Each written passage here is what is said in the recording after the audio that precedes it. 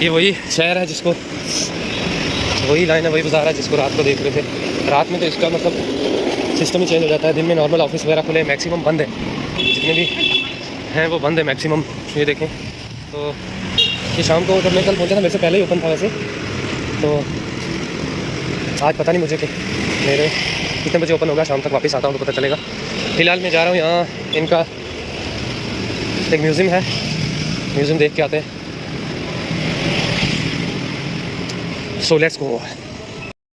ये आपकी स्क्रीन पे बिल्डिंग है जहाँ पे मैं जाने वाला हूँ आज।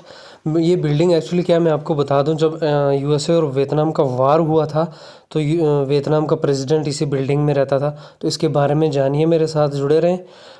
तो चलिए अंदर सब कुछ आपको बताता हूँ इसके बारे में, और वार में क्या क्या हुआ था, क्या क्या अंदर मिलता है, चलिए देखते हैं। ये ट्री है यहाँ पे, ये ना बड़े साइज़ के ट्री छोटे साइज़ में इन्होंने उगा रखे हैं। इसका प्रोसेस ये होता है कि इसको काटते रहते हैं। तो ये बड़े बहुत बड़े जो जंगलों के ट्री होते हैं ना, उनको छोटा कर लेते हैं। तकरीबन 6-7 फीट है। एक वो सामने है और एक ये है। बड़े साइज़ के ट्री जो होते हैं ना बहुत बड़े, उनको काटते रहते हैं। और ये एक और भी है, काटते रहते हैं और इसका तना वगैरह फिर वहीं पर मोटा होता रहता है। और ये देखो, ये आप भी कर सकते हैं अपने घर पर। ये देखो, जितना पेड़ आपको रखना है उसके हिसाब से साइज़ से आप काटो। इसका तना देखोगे आप तो बहुत मोटा है। तो उसने कहा कि वहाँ से जाओ। ये कुछ पहाड़ जैसी चीज़ है बट अच्छी है ये डेकोरेशन में। इसको एक्चुअली प्रेसिडेंट हाउस कह सकते हैं हम। यहाँ पे जो भी वियतनाम और यूएसए का वार हुआ था उसकी जो चीज़ें इस्तेमाल हुई हैं वो यहाँ पर रखी हुई हैं इन्होंने एज ए म्यूज़ियम। ये हाथी के पाँव आपकी स्क्रीन पे आप देख रहे हैं। और जो ये कश्तियाँ आपने देखी, ये समंदर में जो यूएसए ने यूज़ करी थी एंटर करने के लिए वियतनाम में। तो आगे मैं और दिखाता जाऊँगा। ये देखें बारहसिंगा, उसके बाद बैल ये काट के खाते थे ये लोग। तो उसी का इन्होंने ये निशान रखा हुआ है आज तक। जो वार के अंदर सबसे ज़्यादा खाई गई चीज़ें हैं वो हैं ये। Holstein, Hanoi, and the central country to the Mekong Delta, Saigon. ये बता रहा है कि यूएसए आर्मी कहाँ से एंटर हुई थी वियतनाम के सेंटर में। बता रहा है जहाँ से उनको नॉर्थ और साउथ दोनों साइड को एक्सेस करना इजी था। 1 मिलियन प्लस बम जो है वो वियतनाम में गिराए, जो यूएसए ने टोटल गिराए। और आगे ये जो पोस्टर सामने आपकी स्क्रीन पे, इस पे ये बता रहा है कि कितने लोग, कितने आर्मी वाले वो थे जो ना यूएसए के थे और ना ही वियतनाम के थे जो इस जंग में मारे गए। वो कितने थे? वो 60,448 कुछ टोटल नंबर है। वो सही से दिख नहीं रहा, मैं ज़रा इसको जूम करता हूँ।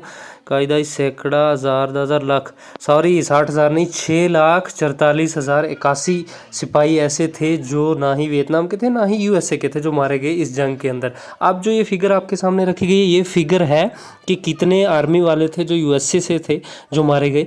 वो थे 13,47,018 फौजी जो थे यूएसए के इसके अंदर मारे गए। ऑफिशियल फिगर है, असली फिगर यूएसए ने भी शो नहीं करी क्योंकि उनकी बेइज्जती होती थी, हार के गए थे वो जंग यहाँ से। तो आर्मी फ्रॉम वियतनाम जो मारी गई थी वो 23,31,200 लोग जो है वो टोटल इसके अंदर इस जंग के अंदर जो है आर्मी वाला। ये भी ऑफिशियल जो है, ऑफिशियल वो नहीं है, सही नहीं है, एग्जैक्ट करेक्ट नहीं है क्योंकि बहुत सारे लोगों का पता ही नहीं। और ये अभी बता रहा है कि जो ये सेंटर ऑफ वियतनाम है यहाँ से इन्होंने एंटर किया, यहाँ से ये नॉर्थ और साउथ साइड दोनों पे बम गिराते थे। और 1 मिलियन प्लस बम जो है वो वियतनाम पे टोटल जो है वो गिराए गए।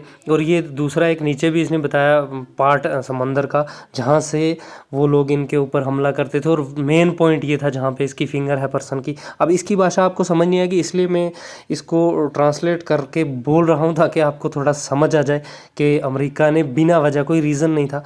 अब हम घुस चुके हैं कम्युनिकेशन रूम में, जो उस ज़माने में कम्युनिकेशन होता था। ये रिसीविंग कम्युनिकेशन रूम है जहाँ पे सिर्फ बातें रिसीव करी जा सकती थी। वो वहाँ से कुछ बोल रहे हैं और वो बातें रिसीव करके उनको वो राइट लिखते थे, क्या करते थे, देन उसके बाद आउट करते थे।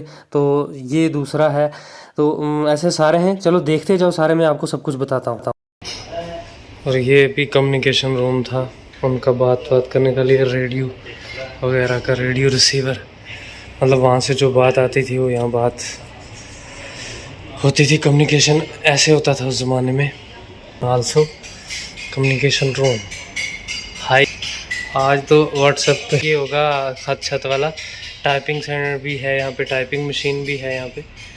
तो ये का पुरानी टाइपिंग मशीन है। अच्छा हुआ यहाँ आके कुछ तो दिखा। ट्रांसमीटर, रेडियो ट्रांसमीटर, जिसे बात करते थे वहाँ पे वो माइक रखा हुआ है। वैसे ये हम प्रेसिडेंट बेडरूम तक पहुँच गए। हाँ ये यहाँ सोता था हमारे सदर साहब। ये उसके दो टेलीफोन थे, ऐसा रूम था उसका। ये प्रेसिडेंट का ऑफिस था, ड्यूटी रूम था, जहाँ से वो सारी कमांड करता था अपनी आर्मी को, अपनी फोर्स को या अपने मुल्क को, जो जो उसको कहना होता था। ये एक्चुअली ड्यूटी रूम आप कह सकते हैं, उसका ऑफिस था ये उनका किचन था उस ज़माने का ना। देखो ये उस ज़माने की गाड़ी थी, उस ज़माने की गाड़ी ना, देखो तो क्या मज़ा है इसका। फिर नो एंट्री है, लेकिन उस ज़माने की गाड़ी कैसी थी। टायर ठीक ठाक ही है, सीट ऐसे ही है, कुछ अंदर का सिस्टम भी ऐसे ही है, हैंड ब्रेक भी है।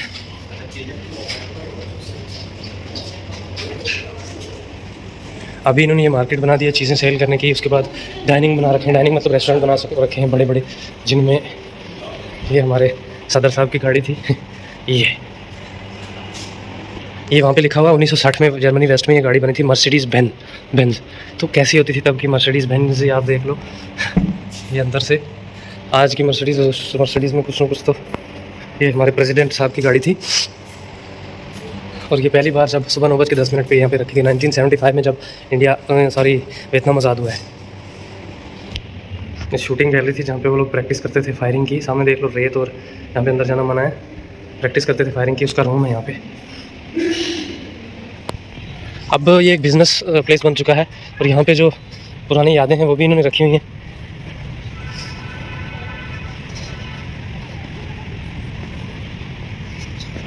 ये है वो घर हमारे प्रेसिडेंट का, हमारे मतलब वियतनाम वाले।